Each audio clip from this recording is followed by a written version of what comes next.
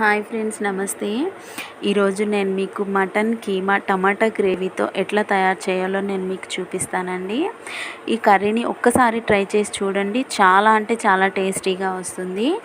దీనికోసం మనం ముందుగా ఒక బాండీలో కొంచెం ఆయిల్ అనేది వేసుకోవాలండి. ఆయిల్ వేసుకున్న తర్వాత ఆయిల్ మరిగిన తర్వాత కొంచెం జీలకర్ర యాడ్ చేసుకోవాలండి. మటన్ అనేది అరుగుదల తక్కువ ఉంటుంది కాబట్టి జీరాని మనం యాడ్ చేసుకుంటున్నాము.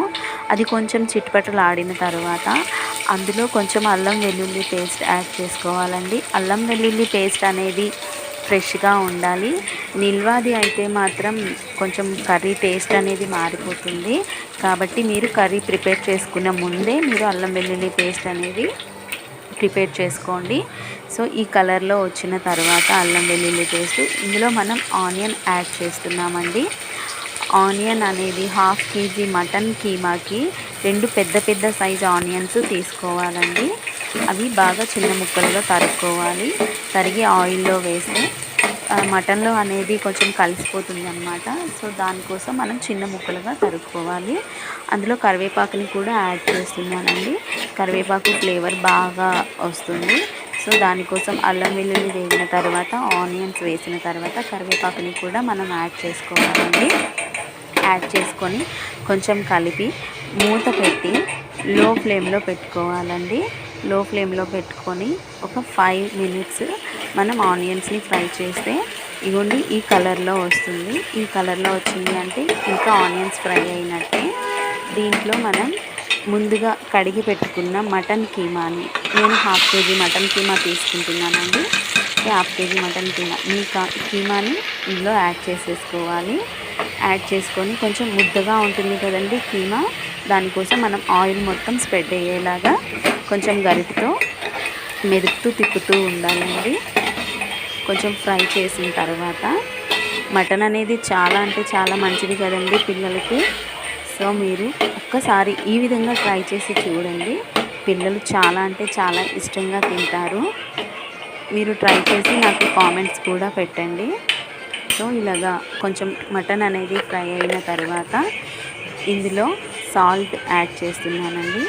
సాల్ట్ వేసుకునేటప్పుడే కొంచెం ఒక చిటికెడు ఎక్స్ట్రా టేస్ట్కి సరిపడగా కాకుండా, ఈ మటన్కి సరిపడగా కాకుండా కొంచెం ఎక్కువ వేసుకోండి. ఎందుకంటే టమాటా కూడా మనం యాడ్ చేస్తున్నాం కాబట్టి మీరు కొంచెం ఎక్కువ వేసుకున్నా కూడా ప్రాబ్లం ఏమి ఉండదు. సాల్ట్ తర్వాత మనం పసుపుని కూడా యాడ్ చేసుకుంటున్నామండి.